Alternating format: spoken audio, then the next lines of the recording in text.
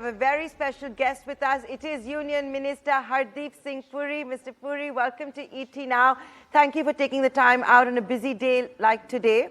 So Budget 2022 has got a big thumbs up from the stock markets for all the noise that is being made about infrastructure, and in fact more than noise, walking the talk, a 35% increase as far as capex goes. Sir, there was a lot that was said, of course, about housing too, a portfolio that comes directly under you. What is this going to mean for the real estate sector? What is it going to mean for affordable housing in this country?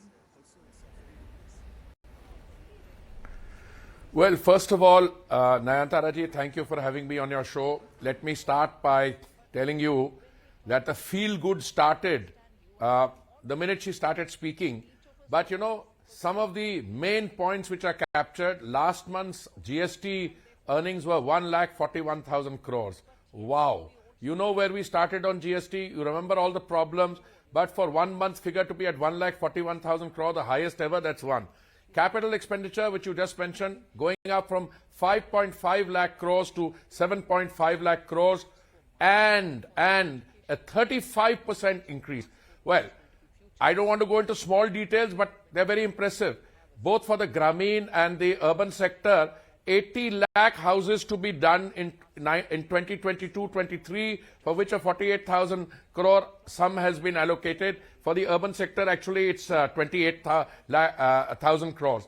Well, look, whenever there's capital expenditure, it results in not only immediate but medium-term, long-term economic growth. Housing is doing very well. I mean, we had a situation earlier, and you talked about affordable housing. I've always said affordable housing is the flavor of the season when I started. But, you know, we've sanctioned 1 crore 14 lakh units for the urban Pradhan Mantri Awas Yojana. But affordable housing takes place even after that. I mean, it takes place in the private sector. People provide loans, the private sector in it. Over and above all this, please remember, real estate is beginning to look good. Some of the states are doing exceptionally well. In some areas, there are residual problems, which are legacy issues in the area around Delhi. But I'm sure slowly we're getting those sorted out as well. I'm very bullish in terms of the overall budget. It's got a thumbs up everywhere. You mentioned the stock exchange. Of course, there are some political leaders who are still bemoaning the fact that it's a very successful budget. I don't want to name two I was asked about on a show that I was on earlier. But I think there's a lot of feel good about this. It's forward looking. It's a visionary budget. Budget is how you're describing it, and I'm not going to get into the politics of it at all, Mr. Hardeep Puri, because the numbers will also speak for themselves, and as they have after the last union budget. But it is my job to play devil's advocate. So you're right, we've seen GST record collections for 4 months in a row, in fact, more than 1 lakh crore rupees. There is tax buoyancy, which has allowed the central exchequer to loosen the purse strings and announce a lot of 7 growth engines, infrastructure plans. But for the common man, at a time when inflation is going up, and like I said, I'm going to play devil's advocate, no tax cuts, nothing to rein in inflation either. Madam, let me put it this way. I like the fact that you sometimes play devil's advocate. I also like to play devil's advocate. You know, if you brought the income tax levels already down, how much more down do you want to take them? Who is the common man? The common man is the person who for 80 crore and more common men got 3 times rations in a day for an extended period, which is going to go on till March. Who is the common man? The common man is the person who got the free vaccine, and we have distributed 172 crore vaccine doses. Who is the common man? The common man is the person who is getting the free Ujjwala cylinders. And during the pandemic, 3 refills were given. So I think we tend to do what I call definition hopping or shopping sometimes. I think this budget is all about those people. This budget reaches out to the farthest, to the weakest element, and also is designed for growth. Because today we have come out of the pandemic syndrome. We are not out of the pandemic, but remember what happened last year, where we were. Today we can say with confidence that we have restructured ourselves, and today the fact that you are registering a 9.2% rate of growth for the fiscal year ending March, and you are confident about 8.5%, 8 or 8.5% going forward, that is the growth which comes down. When you do Pradhan Mantri Awas Yojana, how much steel do you consume? How much cement do you consume? Does it result in employment? When we build infrastructure project, and I think that the crowning glory of that is a 35% increase in capital expenditure. That is what the common man is all about. Oh, absolutely. There's no denying it. As soon as a 35% increase in capital expenditure came out, we saw the enthusiasm in the stock markets as well, the way, steel prices shot up, the way the banking stocks also went up. And there's no denying that there is certainly enthusiasm on ground when it comes to that higher expenditure. But Hardeep Singh Puri, sir, you will have the unenviable task of making sure that our import bill doesn't go out of control, that the fisc stays in control because of the other hat you wear, which is of the Union Minister for Petroleum and Natural Gas. Of course, we can't do much about it, but globally prices are going up when it comes to crude oil. So going beyond the budget, or can I put it this way, a missed opportunity maybe to give the same common man relief when it comes to petrol, diesel prices, the same common man who is having to pay lifetime high prices. I would have been disappointed if you had not asked that question, because this is a question I was waiting for.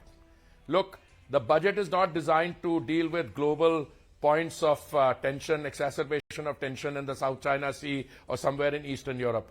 The budget is designed to deal with your own management, your revenue and your expenditure. Now, what have we done? We don't need to do it through the budget. We have taken concrete steps to increase the area under exploration and production from the 7 to 8% of our total area to 15% in 4 years' time, or 3 years, 4 or 5 years' time, to 30% in about 10 years' time. We are increasing the fuel blending, which was difficult to achieve 5% in 2005 and 6. We have already achieved 9% yesterday. We will have 20% ethanol blending. Earlier the target was 2030. We brought it to 2025. We are acquiring more assets.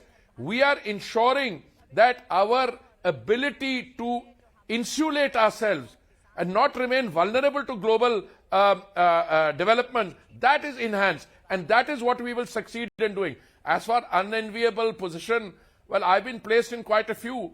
You had discussions with me on civil aviation when I was there, just now on Central Vista. Well, that, I think, as long as you have a leader like Mr. Modi, who's willing to take tough, bold decisions and has a far-sighted vision, the rest of us fall in line and we are able to ensure.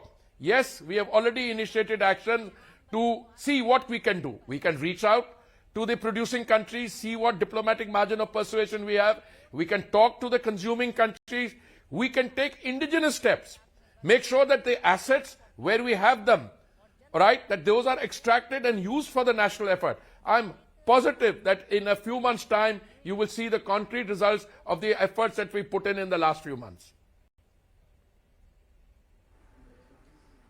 So cutting excise duty on petrol and diesel is very much an indigenous step. But, the fact is we did see the government announce a cut around this era. But so we took it. If later on, if prices continue to rise, if the Central Exchequer will make a similar announcement.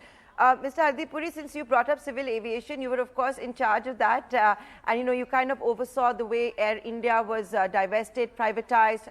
The Maharaja's gone back home to the Tatas. Now, when you're at the Petroleum Ministry, BPCL has to be privatized. The union budget has given a target of 65,000 crores.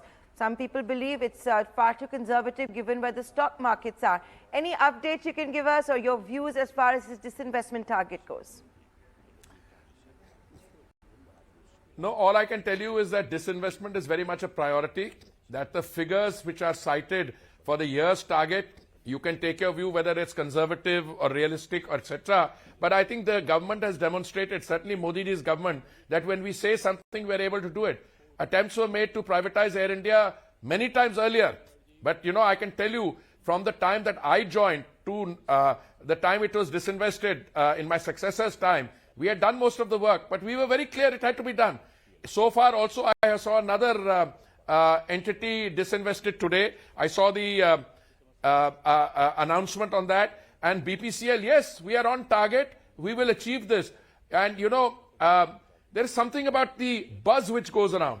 If you get one right and then a second one which we got today, then people start saying, why these guys are going to actually do it. I am 100% sure that whatever targets have been set will be achieved.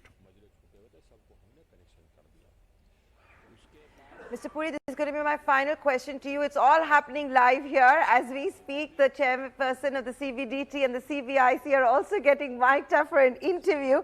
But Mr. Puri, you know, we ran the budget speech on word cloud, and the three most common words in the finance minister's speech today were growth, investment, and infrastructure.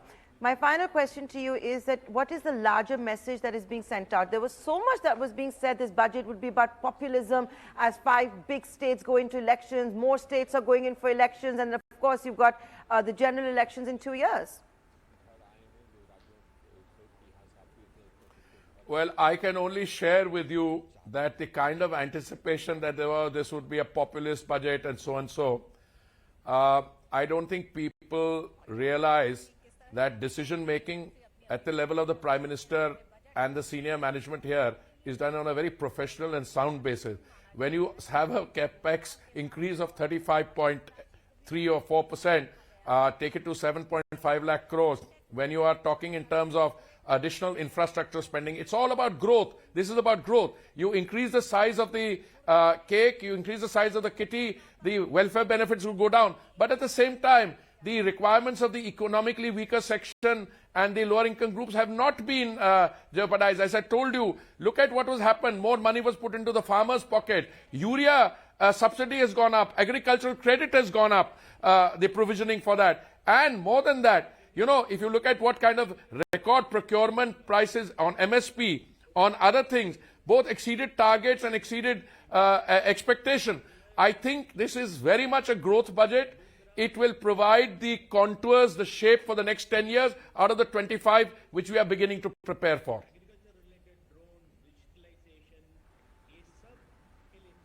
10 of the 25 years that you're preparing for. I like that, Mr. Puri. You've already announced the winner for so many Yeah, because years, it is India at 100. A pleasure talking it is to India you. at 100. Thank you so much for joining us here. India at 100. Thank you so much for joining us live today here on Union Budget Day and for sharing your views and being so candid, sir.